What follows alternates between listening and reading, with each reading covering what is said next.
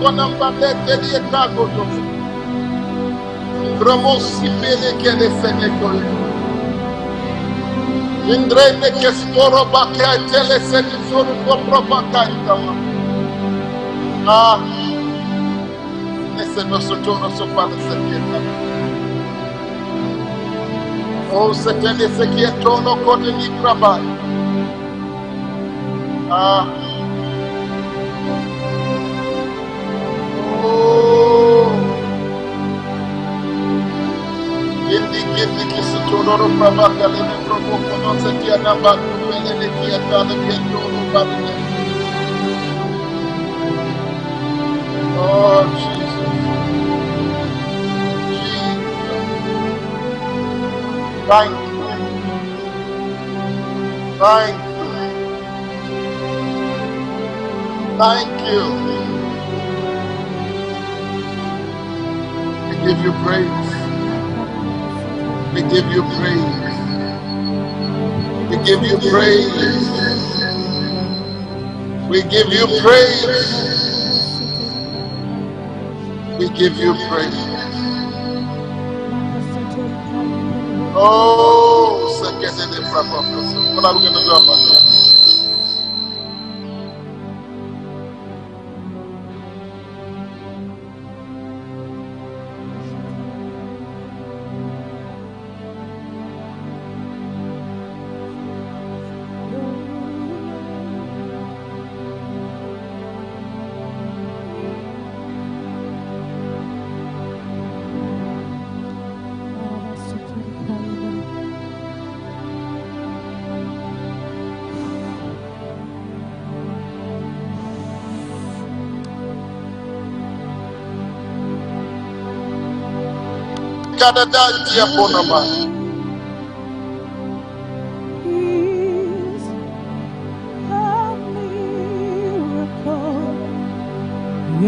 Because it's coming through that. So, wonderful.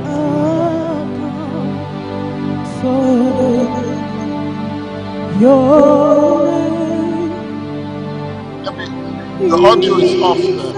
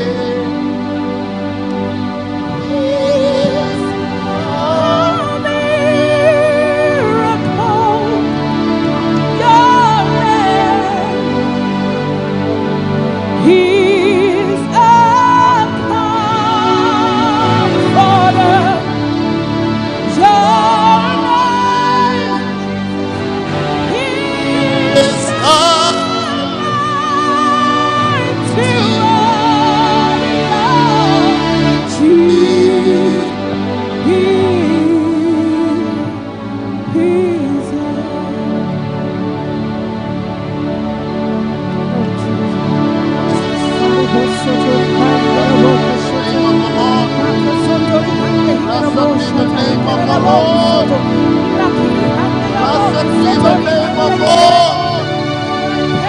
Blessed be the name of God.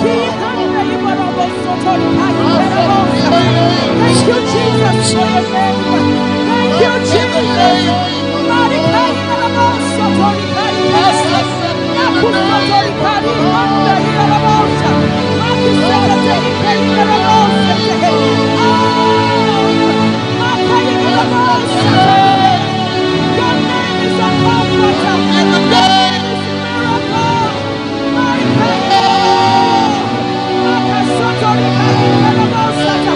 We thank you, Jesus.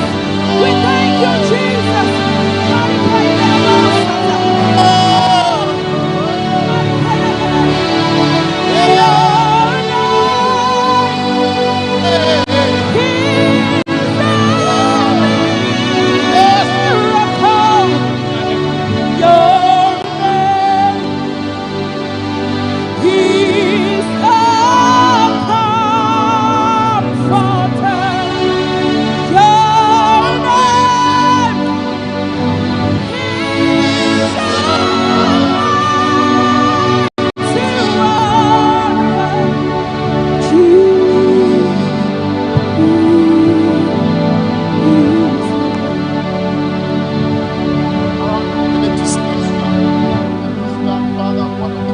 What a it's beautiful to understand that scripture together in my name.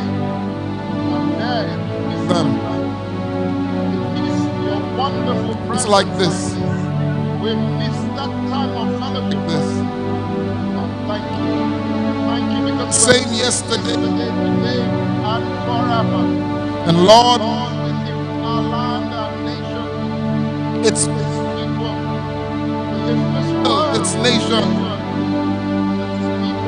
we lift the lead before you this morning. We have them at the back of our hearts that, Lord, what the wisdom they need, the knowledge, the understanding they need as we navigate through this dangerous period of times. And your mercy. Come and have your way. Hallelujah. Hallelujah. And come on.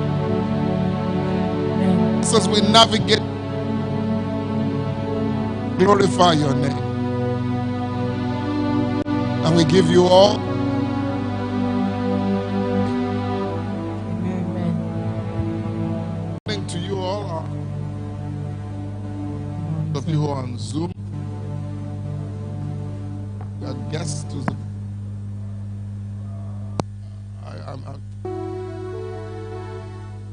a number of years.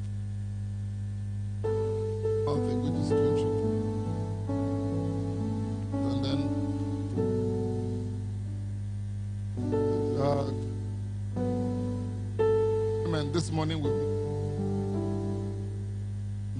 we're trying to make sure that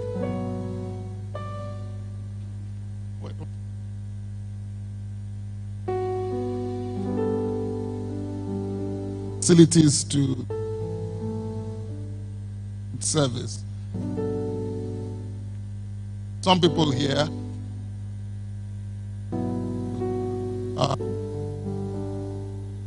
of you who've come are here. I appreciate everybody.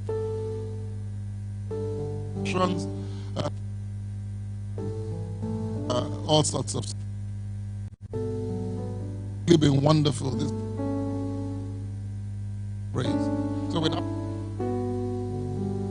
up, Yemi, if you can up you up.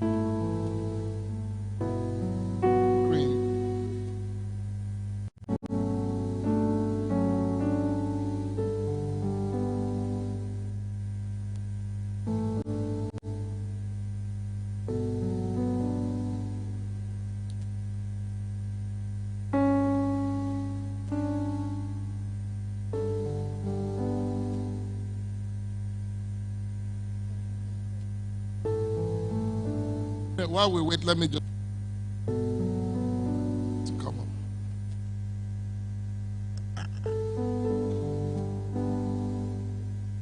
serves as the executive Nigeria and the impact actions in this country taken up. It's a not organizations committed to governance through active supposed to focus on. All right, read various if you remember that, and protect us in this country in open NASC, in transparency. 5th anniversary citizens campaign, right?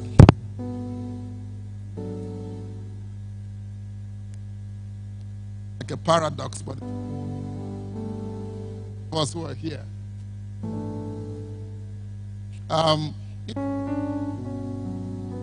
Back the meant to find out, and now the depth about that. Since an account for those about all the and as a spanning public, she volunteered by her late mother. Make It Happen's production.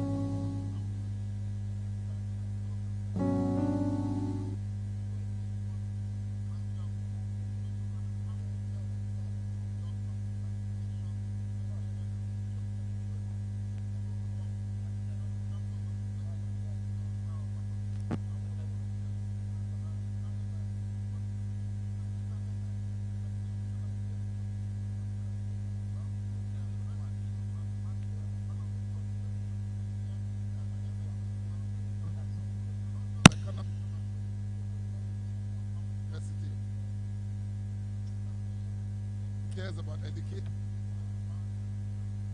and responsibility.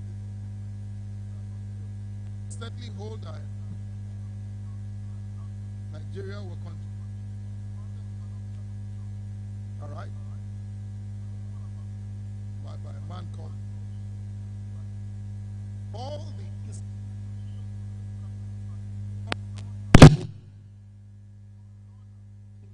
and as citizenry. Yeah, that's one of our biggest. Put Yemi and direct. I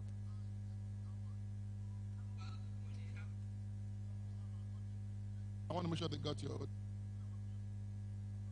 Great. Yemi is good. Your office, yeah. I'm in my house. Oh yeah, your house. Okay, your house office.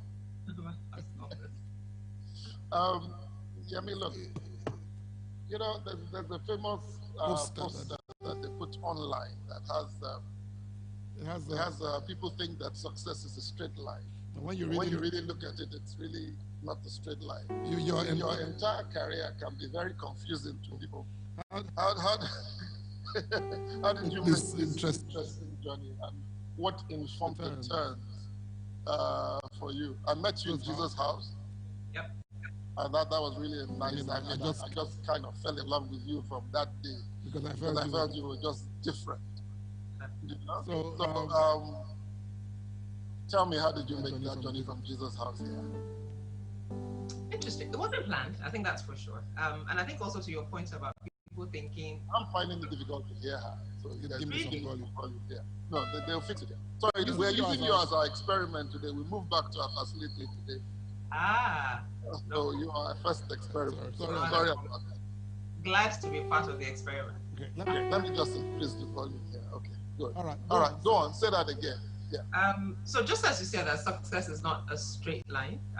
We also need to be. I guess we know just by life that it's not how you plan things that they turn out.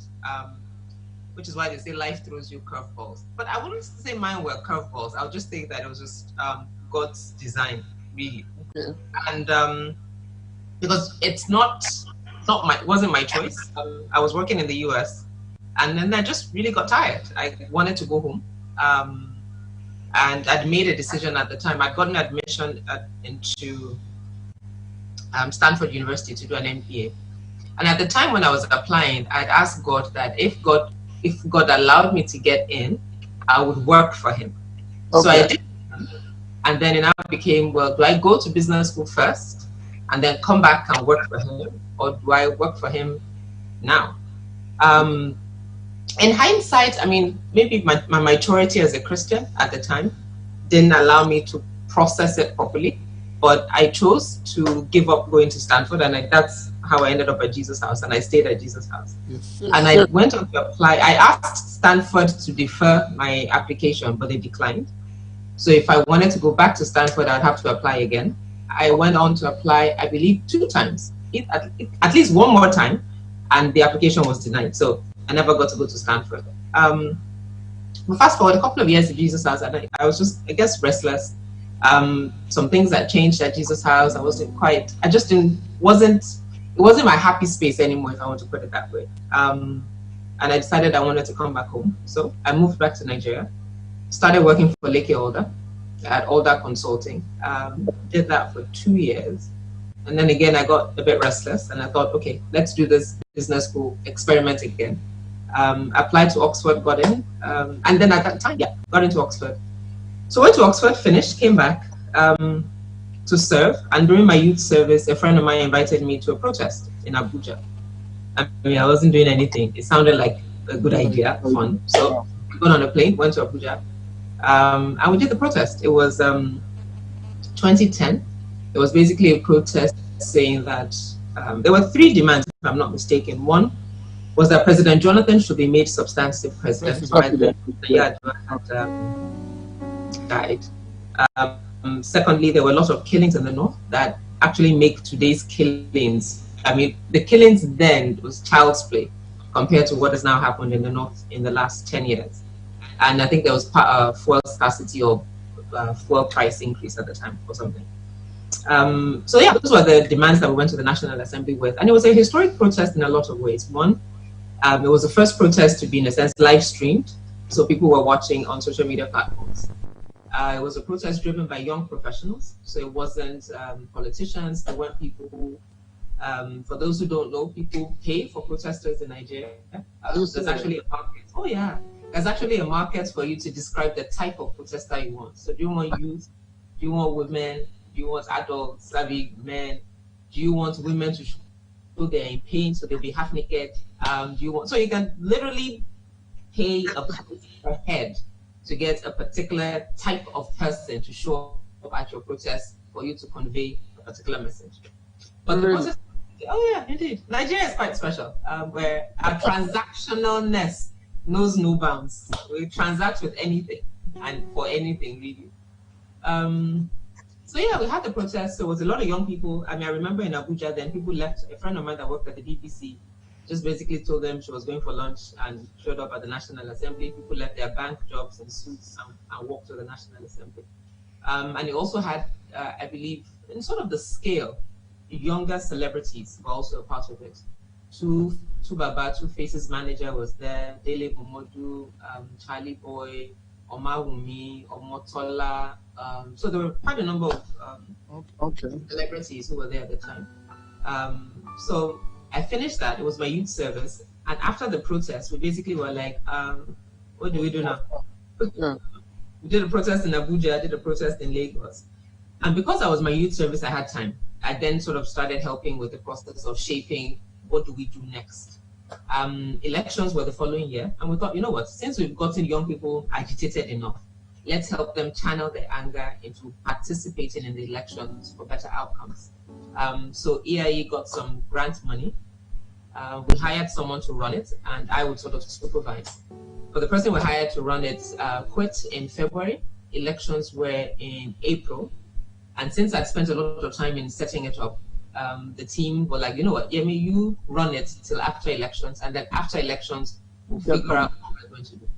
10 years later, they have not figured out what they're going to do. And I'm still here. So yeah, that's how I found myself here. Yeah, wow. You said something though at the beginning. You said something about design, finding God's design, and we're going to talk about that in the network service. That's the second service. So please just keep that in mind. But the real question I want to ask you now is the thing for this morning: crisis or opportunity? Because I believe very strongly that the way you look at it determines the way you respond to it. So, what's your opinion? Is this a crisis? Is this an opportunity? Or is it both? And if it's both, what do we do? What do you think we can do? What do you mean the current world, this current pandemic? Right. For me, I strongly believe you're right, that it's both. It's a crisis and it's an opportunity, because the opportunity is in the crisis. If I look at my journey, I think if you look at 2010, there was a crisis at the time, a crisis of constitutional, constitutionality, what do we do? And I think it provided an opportunity for young people at the time to say, look, this is our future you guys are playing with. And we want to have a say, and we want to use our voice to say, this is what we think should be. So fast forward, I guess, also 10 years. We're in a global pandemic, definitely a crisis in unimaginable proportions, starting from pressure on the healthcare system, global trade, economies, lives, families, dynamics, families are separated. So it's indeed a crisis without a shadow of a doubt. But I think it's also an incredible opportunity, and I'd like to zero down on Nigeria, because it's an opportunity, and I'll maybe work backwards. It's an opportunity that I'm afraid we might not fully maximize. There's a famous saying that never miss a crisis. I mean, now I can't even articulate. Never waste a good crisis. Thank you. Never waste, not miss. Never waste a good crisis. And embedded in that is the fact that there's an opportunity in the crisis, because you won't say never waste a crisis if there's nothing to be gotten out of it. So it's the framing that allows you to see that a crisis provides an opportunity. So in Nigeria, for example, let's take our health sector. We have a lot of temporary isolation centers being built. Some money is going towards upgrading systems, but it's not a holistic approach to, we have this problem. How do we look at our healthcare system as a country and redesign what it is that we need based on what we now see our shortcomings? I mean, we have doctors who are striking, and we're having deadlock conversations with doctors in the middle of a crisis, when it's not the first time, not the second, not the third, not the fourth, not the fifth, that doctors go on strike. And because doctors see a crisis as an opportunity. Get what they want, yeah. Exactly. And that's why they always go on strike when there seems to be citizens get upset, because they're like, people are dying, this is not the time to go on strike. And they're like, no, this is the time to get you to listen to what we are saying. And so it's a delicate balance, because yes, there are lives at stake, but I also share the frustration that if it's to save lives that will get you to listen to us, this is the time for us to strike. But unfortunately, we have not seen the leadership that can help turn this crisis into an opportunity in Nigeria. And it's not.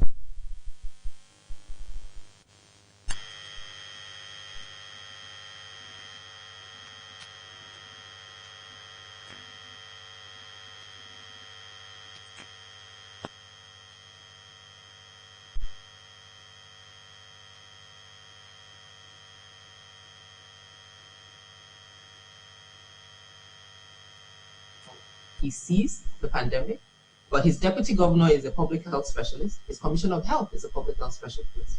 So he says that at the beginning of this thing, they said very clearly that we cannot handle this thing if it goes haywire. We don't have infrastructure, we don't have the capacity.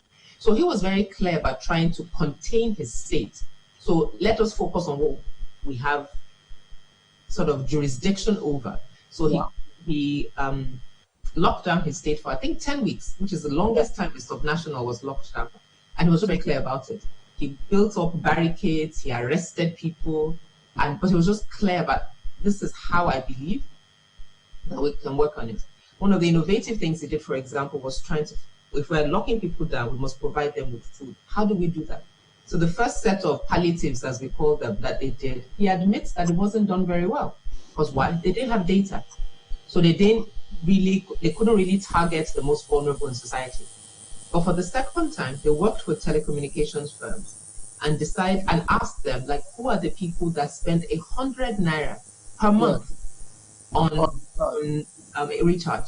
So I think the range was 100 to 300 naira. For those watching internationally, it's less than $1 a month on credit to make calls and reach out to family. And they decided that those would be their population of the poorest of the poor. And so it made their future palliatives, quote unquote, a bit more effective. On the other hand, you take a state like Lagos, where I am, and where I tried to engage with the state government, but the opportunity to collect data, the opportunity to understand their citizens better is definitely not one that Lagos State took. I think they might have done a better job in terms of data from those who presented either COVID symptoms or who called in regarding the disease, but in a more general demographic sense of their citizens, it's something Lagos hasn't done very well. So yeah, definitely an opportunity, and the way we're responding to it has differed quite a bit. Even churches is another example of that. Businesses, another example of response that has varied depending on understanding of what can be done. Well, I don't want to be a dampener here, but we didn't have any of these habits before the COVID. Yeah. We didn't have any of this idea of planning, of sitting down, of being logical, of taking the country and saying, how do we, what is going to change in the last 2 months that's going to make us suddenly become equipped to solve this problem? Well, two things. I think we're very equipped. And then when I say equipped, I mean in terms of just financial and human resources. But the equipment that I believe you're talking about is equipped in the state of our minds. Yes. So the shift that I guess people would expect is that when you're then looking at death, so to speak, or mortality staring you in the face. And it's also been very interesting because the way COVID-19 has manifested in Nigeria, it's affected the elite. And the elite's irresponsibility started the spread, and I'll say that. But the elite's irresponsibility has continued the spread, in the sense that we're not actively, to your point, suddenly thinking that we need to plan. So one would think if there's anybody in a society that can think and can see the impact on yourself. I mean, you and I have spoken about this several times, Pastor Francis, this whole concept of enlightened self-interest. So for me, it's thinking that, okay, if nothing else at this point in time, your enlightened self-interest should kick in and be like, okay, I don't want to die. So what do I need to do so I don't die? But even still, as you said, that seems not to be working. So I really don't know. So in other words, this is actually an opportunity for us to rethink everything. Yeah. Okay. A few days ago, His Excellency Sanusi was on a program on Emmanuel TV, and he brought up the issue of the government expenditure being 70% of our revenue is spent on recurrent government expenditure, and he challenged the citizens to do something about it. And then we also had last night or 2 days ago, he put that question before the Vice President. And the Vice President's response, which has been carried by many newspapers, is the fact that you're asking the very legislators who benefit from this kind of income to change the Constitution. That's going to be a very tough sell. I think in a way, he's shown us where the fight is. As somebody who leads this kind of an organization, what do we need to do? Both, number one, as citizens, to make the government begin to put these things in place. Then number two, as churches or as a church, what is our role in helping us do better with governance like this? So ideally, it should be government that leads on this conversation. But as the Vice President has said, and as the former Emir of Kano would call it, the vested interest in government makes that very difficult. So let's see. The vested interest, and Lucy talks about vested interest in government, makes that difficult, and that's the same sentiment the Vice President was affirming. But there are other three stakeholders that you mentioned. You talked about the church, you talked about citizens, and I will add business, the private sector. Okay, private sector, yes. Because the private, and I'll start with them, the private sector needs to understand that their ability to flourish, their ability to grow, their ability to compete on the global stage is dependent on the enabling environment that their government provides. Now, if they do not choose to engage properly and effectively, they will continue to be suffered. They will continue to suffer, and their greatness will continue to suffer. So they're also from a enterprise point of view, there's also an enlightened self-interest in that needs to begin to rethink, how do we deal with government? A lot of businesses, both large and small, the mindset is, well, let me just do my thing. I don't want government for hala. So they don't speak out, they don't engage, they don't challenge, because they don't want government to shut them down. And as long as you continue to do that, you will not have a say, and you will not be able to optimize the vision that God has given you. So, and it's obviously not a fight for one person. It's a fight for them within collectives, and they need to start using that leverage to push government to do things. We don't see a lot of that. Secondly, the church, organized religion. The church has become an enterprise. Well, the church has become an enterprise. And because it has become an enterprise, the very same things that constrain sort of regular businesses that manufacture milk and paper and whatever else also now constrains the church. Because the church is also thinking about external factors. What would we look like? How would we be affected? Who would come to church? Who would be offended? Who is sitting in my front row that might not like what I say? And our accountability has been shifted to the earth and what we see, rather than the one who has called us to be salt in the earth.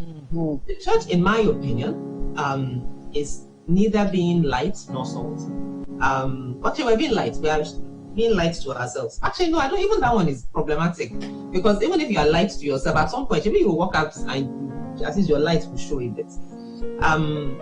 So the clout that we should have, the voice that we should have, is understated because it's not in the numbers that it should be in. So you have always spoken your mind, and there are a few other ministers that have always been quite vocal about issues, challenging the status quo and challenging just congregation members to think, challenging them to question. Because that, I think for me, the ability to ask questions and the ability to engage is a fundamental part of our faith. So when a lot of our churches don't encourage people to question, don't encourage people to engage, it dulls our minds. I mean, there's a common joke that people enter church and leave their brains at the door, and then they go back out and pick it up and don't connect the dots. So the church, for me, is quite complicit in the challenge of accountability, the challenge of engagement. And it is, the frustrating bit for me is that it's so counter to our faith.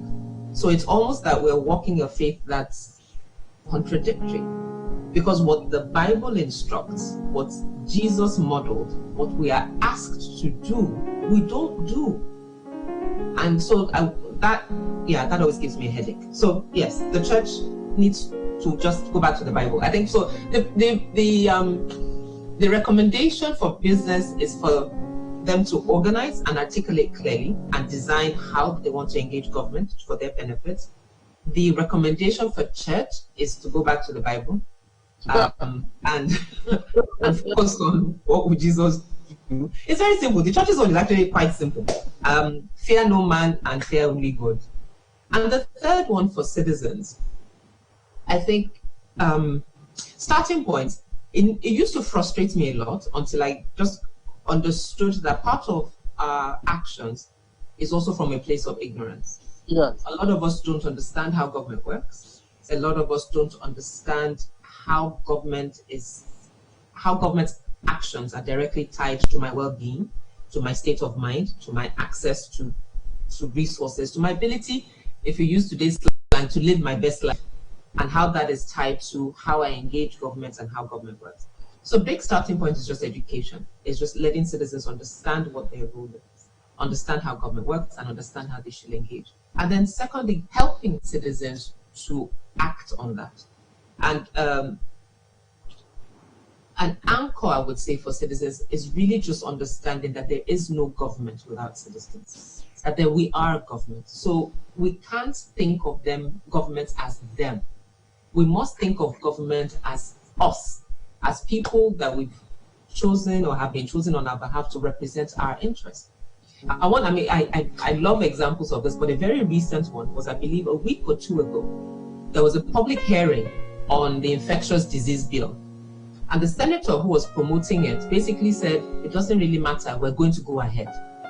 And all the pushback he got over the 2-hour conversation was to remind him that as a senator of the Federal Republic, you are elected to represent not your own thoughts, not your own agenda, but you're elected to represent the agenda of the people. Exactly. So if the people say they don't want, they don't want. You can't say, because I'm a senator, no. And by the end of the conversation, he had backtracked on that. And he was now more like, oh, okay, yes, we will consult. We're doing a public hearing. So we look forward to listening to what citizens have to say. And I think that's the power for me, that we need to help citizens understand a whole lot more in holding government accountable. I watched one of your TED Talks in Ife, I think many years ago. And I was actually amazed because you said to the students at that time that even the fundamentals of organizing and what to organize we were completely ignorant about. And so we take to doing things like breaking, damaging stuff, destroying university property. But we don't organize internally to fight for something that is constructive. Don't you think that's the same thing that's happening to businesses, to church, and to even the citizenry? And how do we go forward from here? Do we need to start educating people? Do we need to start doing public service announcements? How do we go about this? Because we must do something now with this crisis on the ground right now.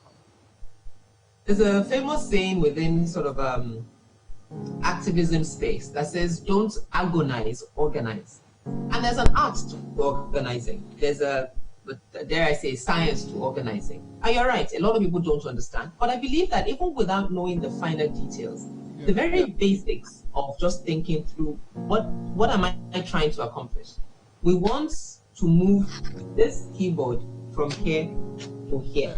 Yeah. Now, we've identified what we want to do. Now, what will it take to move it? It was really heavy, 2 people sitting here or standing here doing this, you crouch, then you lift. So so without necessarily going through a school or formal training, I think even if we're just really honest about what it is that we want, and we can agree on what it is that we want, without ego and without personal outcomes, so to speak, that we can actually make a lot of impact. So a starting point is we're not waiting for sort of formal training, but looking for people with like minds. I want the gutter, even if it's simply, I want the gutter in front of my house to be clean. A starting point without anybody teaching you would be to talk to your neighbors. The gutter runs in front of all your houses. So they cannot clean the gutter in front of your house alone. They have to clean the gutter in front of your neighbor's house to the left, in front of your neighbor's house to the right. So for your neighbor to the left, that then becomes his neighbor to the left and his neighbor to the left, until the whole street is covered, and we understand that if it's clean, then the water can flow down smoothly. But you cannot want to clean the gutter in front of your house, and you are the only one shouting, or let's even not even say shouting, you clean it yourself. So you go out to your door and you say, this gutter is very dirty. And you just go, you clean the gutter in front of you and say, hey, very clean. But the gutter in front of your neighbor's house is dirty. So the next time it rains, the rain will just push it in front of your house, and you go back to square one. So I think it's just really honesty. And if I'm beyond the arts and the science and all of that, if I want to narrow it down to one thing, I think it's just really honesty of purpose, and honesty of intent. Like, what is it? Is it just for me? If it's that the gutter in front of our house is clean so that water can flow and mosquitoes don't sit there, then it's not just about me. It's also about my neighbor to my left, my neighbor to my right, and that should drive engagement. Having said that, I also believe that there is a space for educating, because some of just the critical thinking skills that we need to have, our students coming through universities these days don't have it. And it's a challenge. It's a challenge of seeing the world, even though there's the internet and we have access to a world of information that Google can answer for you. We don't seem to use the internet a lot in that regard. So there's a place for teaching, which churches, I'd say churches are a great example of a place to do that. Because people come to church every Sunday. You don't hear, President Buhari hasn't spoken in 2 months. Meanwhile, there's a pandemic in his country. So state governors wouldn't speak as much if they weren't dealing with this. So people that we tend to look to for direction and leadership, we don't hear them as often. But every Sunday and before midweek as well, the church provides a place for people to understand and engage. But Pastor Francis, tied to all of that, I would also say it's just really a sense of self. That the way Nigeria has evolved, our sense of worth, our sense of who we are, badly damaged. So again, the church also plays an important role in giving people a sense of identity. Because if you value yourself and believe you have a purpose and believe there's something you are meant to accomplish, that you were designed, and again, to a topic for the second service, you are designed for a purpose, then everything about what you do will be geared towards ensuring that you achieve that purpose. So if a lot more Nigerians have a sense of purpose and are clear about their purpose, and your purpose can't function in dysfunction. So it's tied to the environment that you are in, working in a certain way. So I think that would help as well. But I'm running out of time, and but I still need to come back to this. Let me explain it maybe from a different perspective. You spoke about asking church government for accountability and all that. That churches should teach their people, but we, even in the church, are not accountable to our people. All right? Nobody knows anything about how you're structured. Nobody knows how money is disposed of in your church. Nobody knows the principle by which people earn promotions. And then you now come down and tell me to go and tell the government, that I should do something. For me, it's as if there's this kind of, I don't want to get spiritual here, kind of a stronghold that kind of just holds all of us in this. Mensa tells this story of an American coming to speak for him. And his wife decided to take the wife shopping for kente. So they go to the market to buy kente, and while they're buying it, a man comes off an Okada bike and begins to urinate on the street. And then he says, the American woman begins to scream and shout, something is wrong here. Get me out of here. What's this madness? And everybody's like, what's happening? They finally realized it was the man urinating on the street. So they turned to her and like, this is normal. And she said, no, I've got to get out of here. We've accepted what shouldn't be normal. I agree. And I think that's what my starting point was. For the church, recommendation is go back to the Bible. So I'm not layering citizens' action on a church that has gone back to the Bible and doing the right things. You're right. The church cannot provide that leadership if the church itself is not involved. So as a collect, and for me, I think the church is personally is an easier beast to engage. Because the prescription or the medicine of the church is clear. It's not complicated. It's not hard. It's just go back to the Bible and do what it is that God has asked us to do. Simple. But in the interim, we must continue to engage citizens. And you find one of the things that, for me, this pandemic has helped with, it's helped with providing people with different sources of information. So from the comfort of your home, you have access to information that should hopefully have challenged how you think.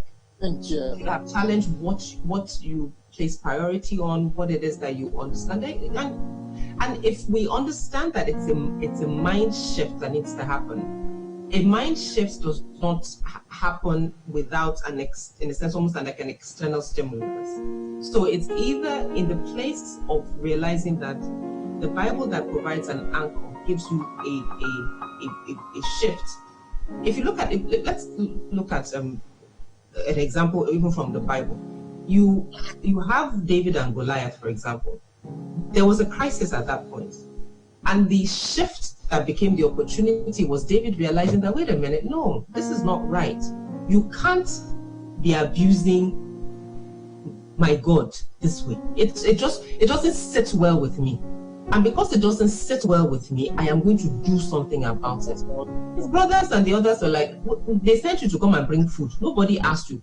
And he was like, no, I can't be here and be hearing these uncircumcised idiots be abusing my God. It just doesn't work for me. So as Christians, now that has nothing to do with a pastor. That has nothing to do with the four walls of the church. That has to do with you, that you decided that this doesn't make sense. It doesn't align with my values. It doesn't align with what I believe. So because it doesn't align, I have a responsibility to do something about it. But unfortunately, to your point, even in holding government accountable, there's almost a sense of we want them to do something. We want them to do something to the degree that it is their job to do. But you're doing that job because I am paying you to do that job. So I'm going to ensure that you do it. I mean, the example I love giving is for small business owners. If you employ staff that don't work, so they come to work on a Monday, maybe they stroll in at 12, by 3 o'clock they are gone. On Tuesday, you don't see them at all. No email, no phone call, no notice. Wednesday, so that goes in day after day. At the end of the month, you pay them their full salary. You validated my rubbish.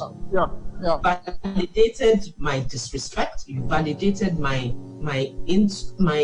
I don't even know the English. But you validated my irresponsibility. That's the word I was looking for. You validated my irresponsibility. So in validating my responsibility, how can you get me to realize that there's a problem with it? So I don't go to work and I get paid every month. I mean, yeah, why not? It must take me as a person to realize that, what I'm doing, I should really work. There's a personal responsibility side of it. And I believe in as much as Christianity and our faith and our walk with God, the Bible says clearly, work out your salvation, not our salvation, not the salvation, your salvation. And that point about personal responsibility is extremely important. Well, actually, that was going to be my next question, was to make it personal. But I think you've already gone ahead of that. I think that's really the big thing, the personal responsibility there. You're absolutely right about the story of David and the fact that even the technology that he employed to defeat Goliath was totally different from the technology everybody else had been looking at. In your experience right now, I'm a firm believer that the church is the only organization that exists for its non-members. I'm a big advocate for that. we are on Zoom and so on and so forth, and we're able to use this technology, SMSs, phones, internet. What's your experience traveling around the country with other parts of the country and the kind of challenges they're facing, not having access to this kind of technology? I met a man in Rwanda a couple of years ago who said he believes internet should be a human right. Internet access should be a human right. Would you say that's somewhere we need to go to?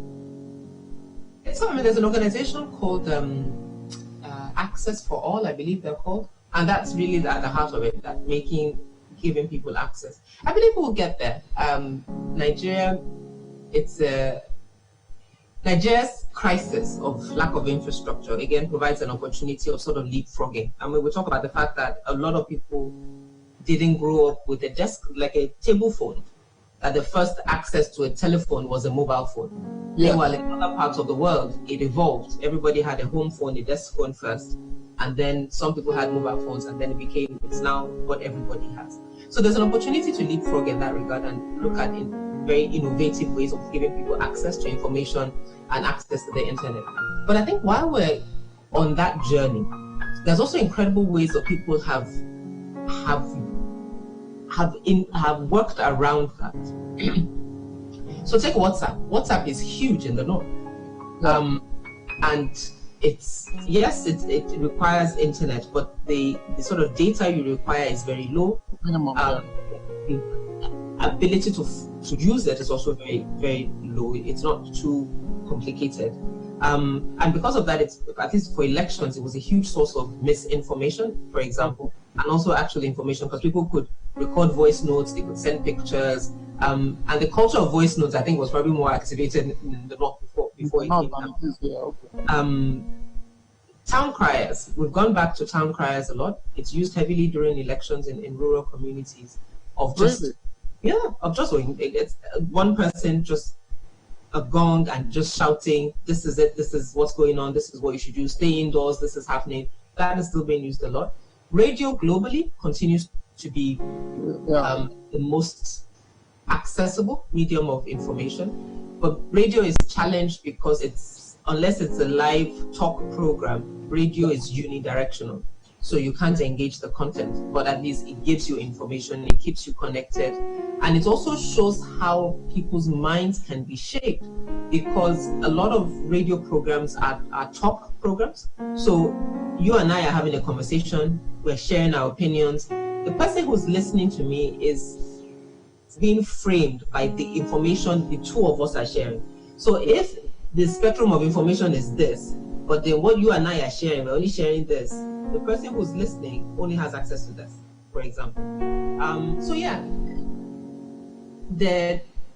The need, again, to your point around design for different demographics, different areas, is extremely important.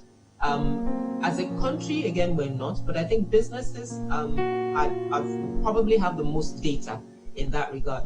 I listened to the MD of Cadbury speak on a webinar last week, and she was talking about, compared to her contemporary in China, where street markets, open markets, form 25% of their sales. In Nigeria, it's 80%. Of the sales. Wow. When the pandemic hit, they had to start thinking aggressively about what else do we do? Markets are closed, people can't get to markets. How do we do retail larger? Because supermarkets were open. So she said it was quick, and they kept having to innovate. She talked about people sending their orders via WhatsApp. Now they use SAP as their backbone for orders. WhatsApp is not integrated with SAP, so they had to figure out a way to bridge that. So send us your order on WhatsApp. We will turn it into our template and then process that through SAP so you can get the stuff you ordered. So just talking about how even with so-called the high-end technology or like sort of big companies like Cadbury, they also had to be reduced to WhatsApp orders at that level. So yeah, it's an opportunity again within a crisis that those who are determined to find their way around would meet their customers where they are. Thank you so much. Really appreciate it. I had difficulty hearing you, but in the other service I'll be wearing headphones so I can get direct information from you. Thank you so much for this. And any thoughts? Any last minute thoughts? I know today we've spoken a lot more about our responsibility as citizens. That's one of the reasons why I wanted you to come on board, because we've almost been focused on ourselves, on our survival, on what the church is supposed to do. We seem to have forgotten our national responsibility. So one of the reasons why I wanted you here, but the part that fascinates me with you is you've navigated this as a Christian. It's a rare sight where we have a Christian who is involved. I'm sure 99% of people you meet are not Christians. And you have to deal with them on that platform. What would be your last, how would you speak to people about encouraging them that this is where we're supposed to put the salt. This is where the salt is meant to be applied. This is where, what's the other thing we're called? Salt and light, yes.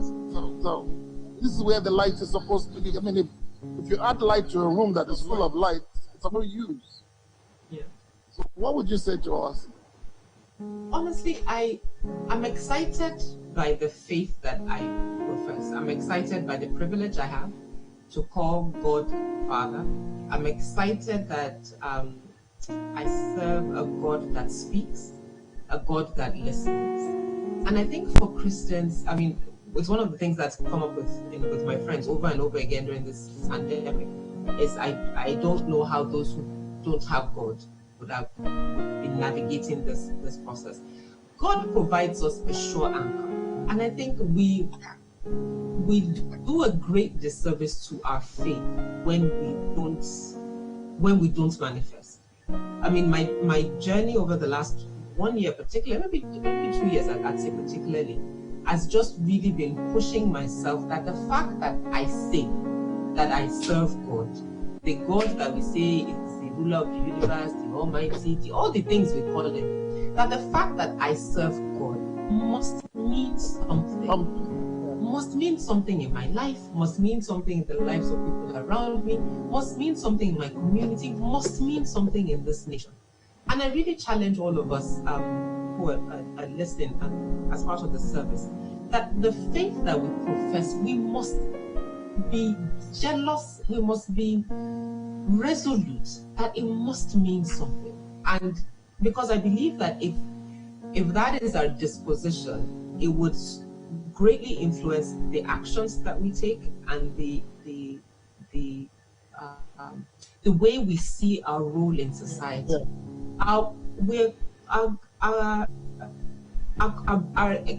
The expression of our creation, of God creating us, was to do something, was not to just exist, was to do something, to have an impact. And it's not an impact that has to be at the presidential level. We've seen testimonies of people who talk about how their teachers greatly influenced their lives and changed the trajectory of their lives. So a teacher is teaching a classroom of 30 kids, new 30 kids every year.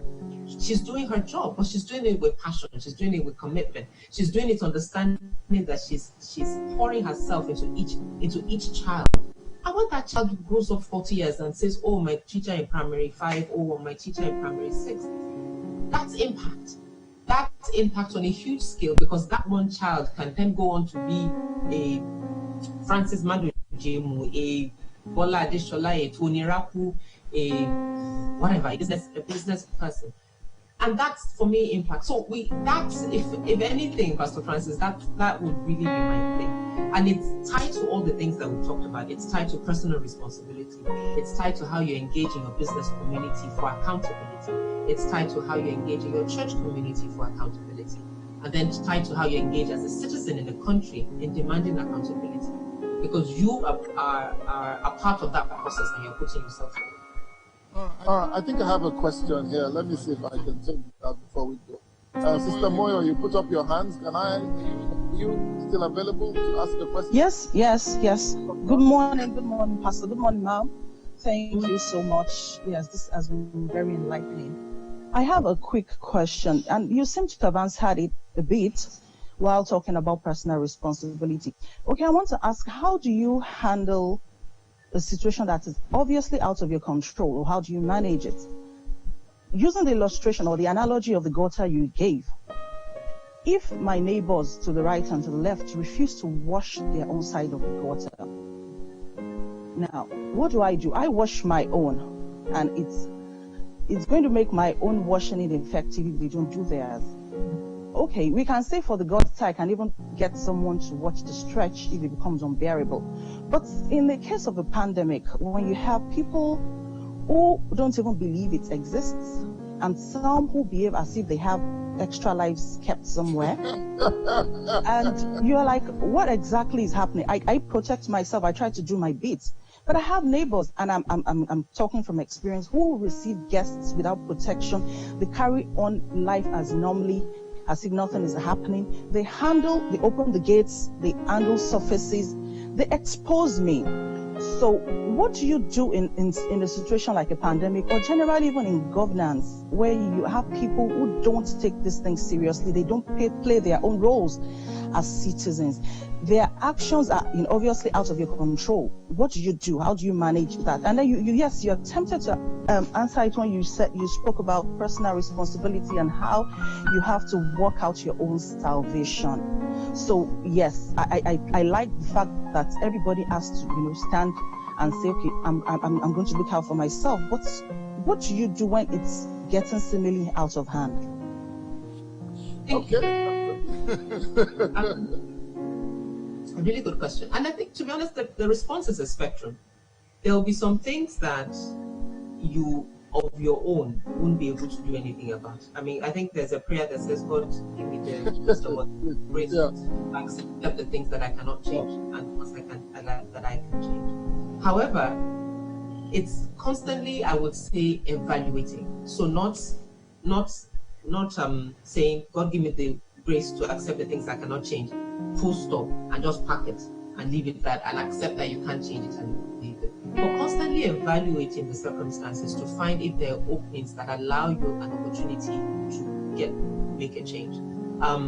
So you are in Oyo State now, and I'll use your former governor as an example. Mr. Ajimobi is ill. He's in a facility here in Lagos. But there have been rumors swirling around of, is he dead? Is he not dead? Meanwhile, you see a political party using him as supposedly their chairman. And that raises questions around sort of ethics. This is a man that is not in a position to speak for himself. But the political party thinks the best thing they can do is use his name to do that. And then you have a situation where his family, some people are saying he's dead, some people are saying he's not he's alive. For me, for example, it's been a good opportunity to talk about the disease and talk about how problematic it is and how life-threatening it is when you see a man that's that powerful, that his life is now the conversation on news platforms without any clarity because he cannot speak for himself. Or you have maybe a neighbor, for example. One of my friends had her mom was with her, and her mom didn't understand why what the big deal was. She wanted to go out and buy bread. She wanted to go out. It just hit her, and she says it was just wisdom from God. She just said, "Mommy, think of Biafran war. This is the kind of situation you need to stay indoors to stay safe." She said literally her mom's face dropped, and she just plopped in a chair, and she said, oh, okay.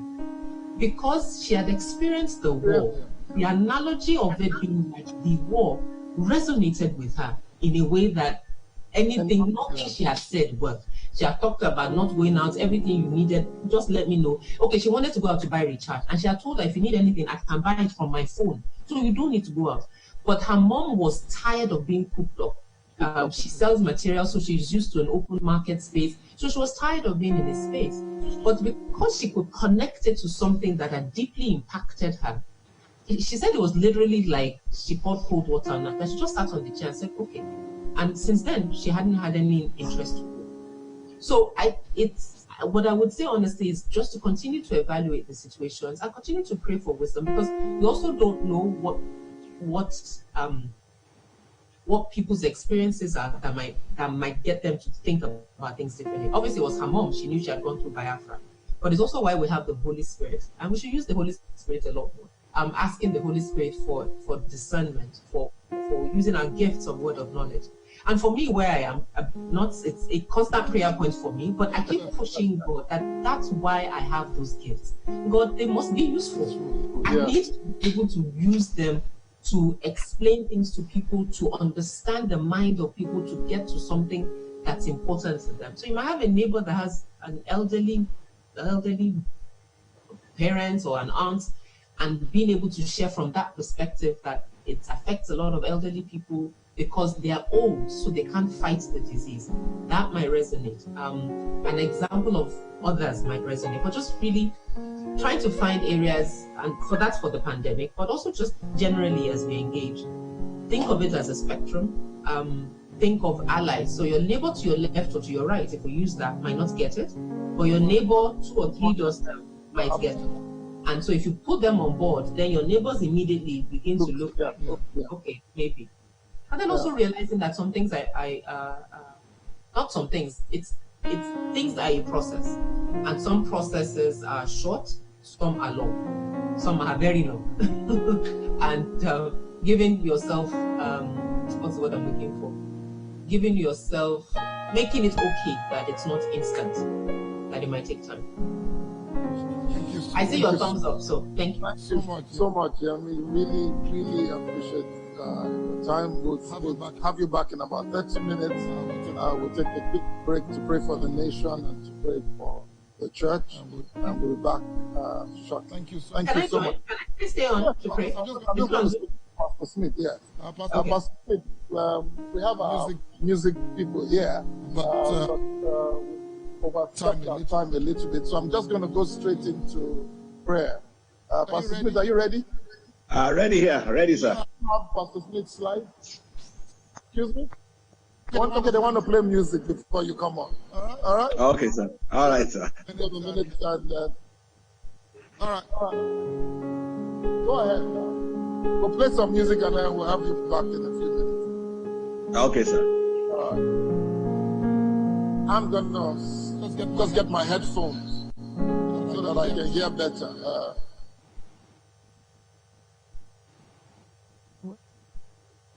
I need to get my headphones.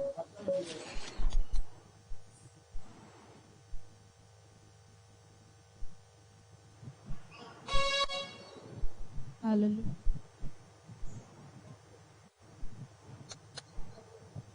Oh. Hallelujah. Hallelujah. I started testing mic again.